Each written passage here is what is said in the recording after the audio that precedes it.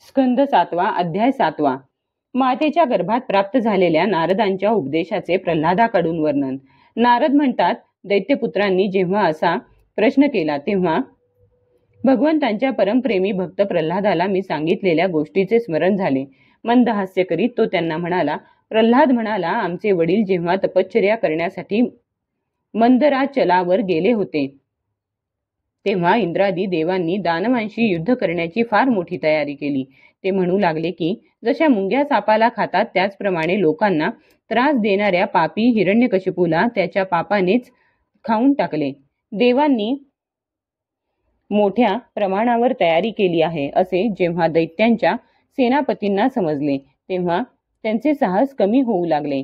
देवांकडून मार खाल्ल्यानंतर स्त्री, पुत्र, मित्र, आप्तेष्ट, वाडे, गुरेढोरे आणि इतर साहित्य यांपैकी कशाचीही चिंता न करता भयभीत होऊन आपले प्राण वाचविण्यासाठी ते सर्वजण अतिशय लगबगीने जिकडे तिकडे पळून गेले. आपला विजय व्हावा या हेतूने देवांनी राजमहालात लुटालूट केली. एवढेच काय, इंद्राने माझी माता पट्टराणी कयाधूला सुद्धा बंदी बनविले. भीतीने व्याकुळ होऊन माझी माता टिटवीप्रमाणे रडत होती आणि इंद्र बळजबरीने तिला घेऊन जात होता. दैवयोगाने देवर्षी नारद तेथून जात होते. त्यांनी वाटेत माझ्या मातेला पाहिले. ते म्हणाले, देवराज, ही निरपराध आहे, हिला घेऊन जाणे योग्य नाही. महाभागा, या साध्वी परस्त्रीला ताबडतोब सोड. इंद्र म्हणाला, देवद्रोही हिरण्यकशिपूचे अत्यंत प्रभावशाली वीर्य हिच्या पोटात आहे. प्रसूत होईपर्यंत ही माझ्याजवळ राहील.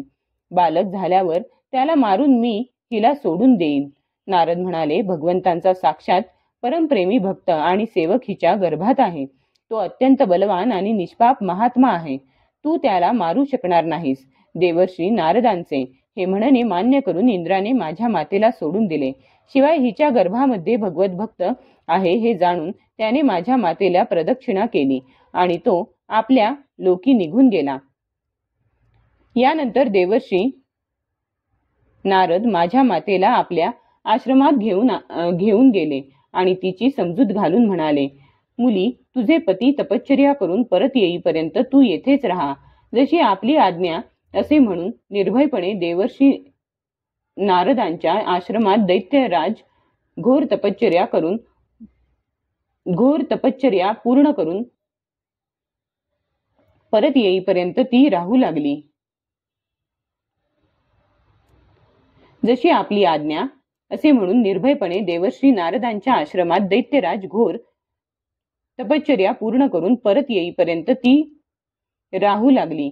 माझी गरोदर माता गर्भातील बाळाचे कल्याण व्हावे आणि योग्य वेळी प्रसूती व्हावी या इच्छेने मोठ्या भक्तिभावाने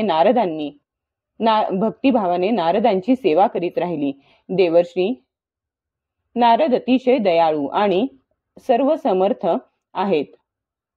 त्यांनी माझ्या मातेला भागवत धर्माचे रहस्य आणि विशुद्ध ज्ञान असा दोन्हींचा उपदेश केला. उपदेश करतेवेळी त्यांचे लक्ष मीही होतो. पुष्कळ कालावधी निघून गेल्यामुळे आणि स्त्री स्वभावानुसार माझ्या मातेला त्या ज्ञानाचे स्मरण राहिले नाही. परंतु देवर्षींची विशेष कृपा असल्याने अजूनही मला त्याची विस्मृती झाली नाही.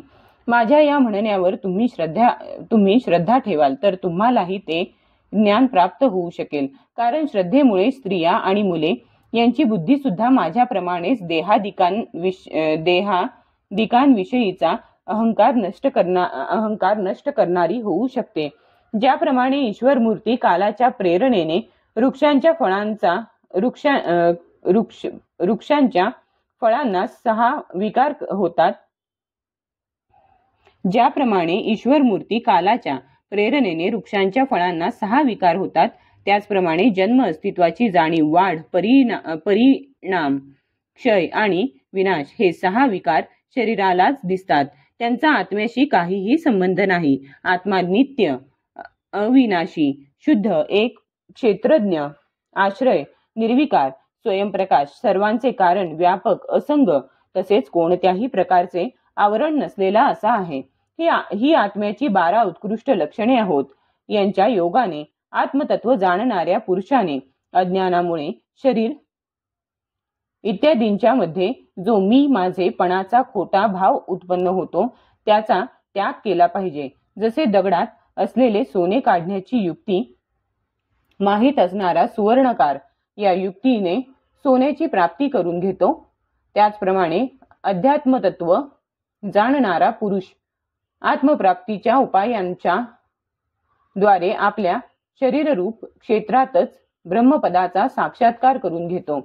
मूळ प्रकृती, महत्त्व, अहंकार आणि पंचतन्मात्रा या 8 तत्वांना आचार्यांनी मूळ प्रकृती म्हटले आहे. सत्व, रज आणि तम हे तिचे 3 गुण आहेत आणि 10 इंद्रिये, 1 मन आणि पंचमहाभूते हे तिचे 16 विकार आहेत. या सर्वांमध्ये एक पुरुष तत्व व्यापून राहिले आहे. या सर्वांचा समुदाय म्हणजे हा देह होय. हा स्थावर व जंगम असा 2 प्रकारचा आहे. या देहात अंतःकरण, इंद्रिये इत्यादी अनात्म वस्तूंचाच हा आत्मा नाही असा निषेध करीत आत्म्याला शोधले पाहिजे. आत्मा सर्वांमध्ये व्याप्त आहे, परंतु तो त्या सर्वांपासून वेगळा आहे. अशा प्रकारे विशुद्ध बुद्धीने हळूहळू सृष्टीची उत्पत्ती, स्थिती आणि प्रलय यांवर विचार केला पाहिजे. जागृती, स्वप्न आणि सुषुप्ती या बुद्धीच्या 3 वृत्ती आहेत. या वृत्तींचा ज्याच्यामुळे अनुभव येतो तो सर्वांपलीकडचा सर्वांचा साक्षी परमात्मा होय.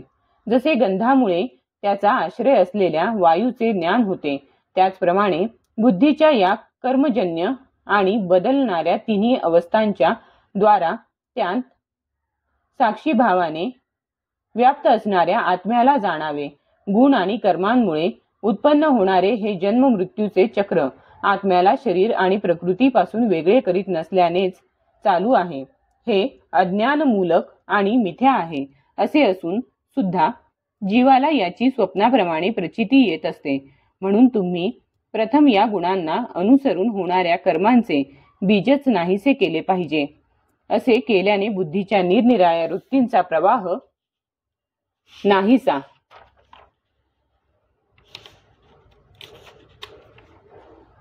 होतो. यालाच दुसऱ्या शब्दांत योग किंवा परमात्म्याशी मिलन होणे असे म्हणतात. हे करणाऱ्यासाठी हजारो साधने आहेत, परंतु ज्या उपायाने सर्वशक्तिमान भगवंतांविषयी स्वाभाविक निष्काम प्रेम निर्माण होईल तोच उपाय सर्वश्रेष्ठ होय.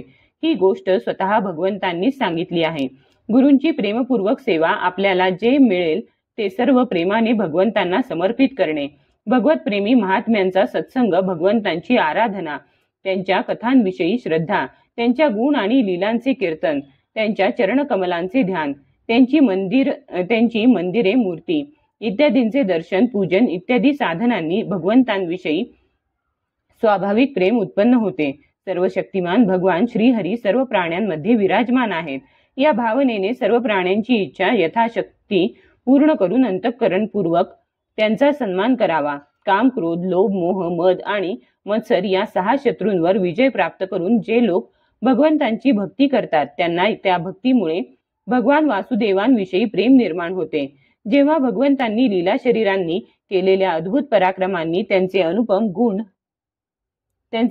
गुण आणि चरित्रांचे श्रवण करून अत्यंत आनंदाच्या उद्रेकाने मनुष्याचे शरीर रोमांचित होते. अश्रूंमुळे कंठ दाटून येतो आणि तो लाज लज्जा सोडून मोठमोठ्याने गाऊ नाचू लागतो आणि ओरडतोही. ज्यावेळी तो ग्रहपीडेने वेडा झालेल्या माणसाप्रमाणे कधी हसतो, कधी रडतो, कधी ध्यान करतो, तर कधी भगवत भावाने लोकांना नमस्कार करू लागतो. जेव्हा तो भगवंतांमध्ये तन्मय होऊन दीर्घ निश्वास टाकू लागतो आणि संकोच सोडून हरे जगतपते नारायणा असे म्हणू लागतो, तेव्हा भक्ती योगाच्या महान प्रभावाने त्याची सर्व बंधने तुटून पडतात आणि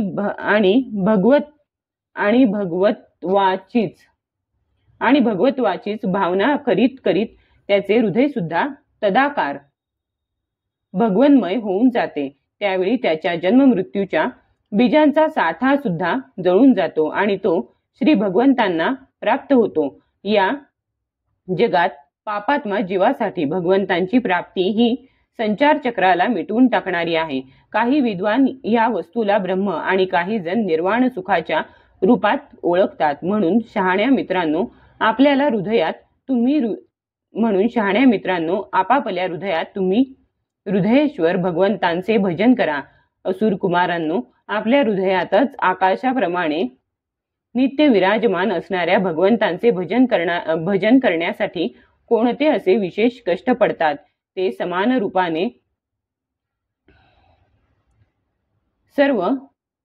रूपाने सर्व प्राण्यांचे प्रेमळ मित्र आहेत. एवढेच काय, आपले आत्माच आहेत. त्यांना सोडून भोग सामग्री का गोळा करायची? धन, पत्नी, गुरे, ढोरे, पुत्र, घर, जमीन, हत्ती, खजिना इत्यादी निरनिराळ्या प्रकारचे ऐश्वर एवढेच काय, संसारातील विनाशी संपूर्ण धन आणि भोग सामग्री क्षणभंगूर जीवन असणाऱ्या या मनुष्याला कितीचे सुख देऊ शकेल? त्याचप्रमाणे यज्ञयागामुळे प्राप्त होणारे स्वर्गादी लोक सुद्धा नाशवान आणि उच्च नीच असे आहेत. म्हणून ते सुद्धा निर्दोष नाहीत. केवळ परमात्म्यामध्ये दोष असलेला कोणी पाहिला नाही की ऐकला नाही. म्हणून त्याच्या प्राप्तीसाठी अनन्य भक्तीने त्याचेच भजन केले पाहिजे. याशिवाय स्वतःला मोठा विद्वान समजणारा मनुष्य या लोकात ज्या उद्देशाने वारंवार अनेक कर्मे करतो त्या उद्देशांची प्राप्ती तर लांबच, उलट त्याच्या विपरीतच फळ त्याला खात्रीने मिळते.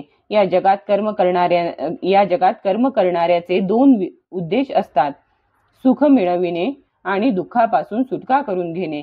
परंतु जो अगोदर इच्छा नसल्यामुळे सुखात राहत असे त्याला आता इच्छेमुळे नेहमी दुःख भोगावे लागते.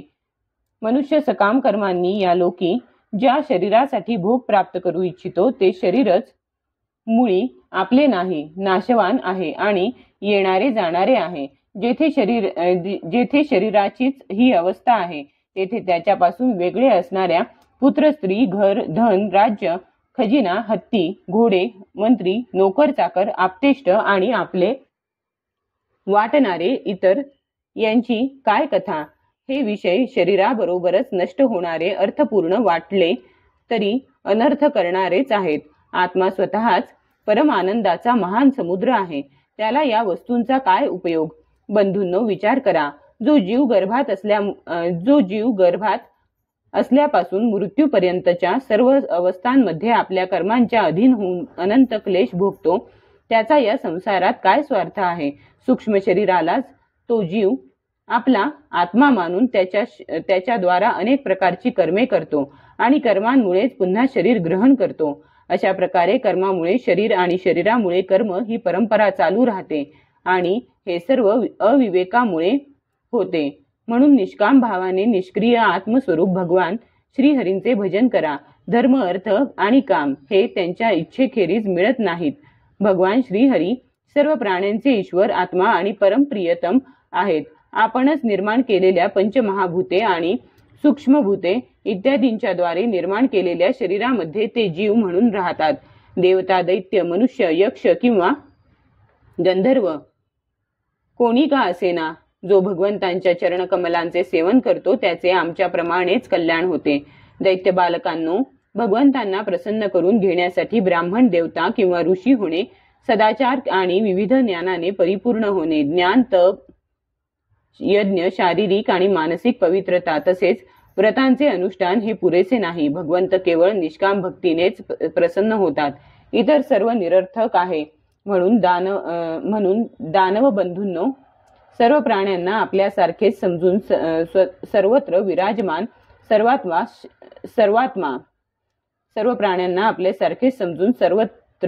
विराजमान सर्वात्मा सर्वशक्तिमान भगवंतांची भक्ती करा.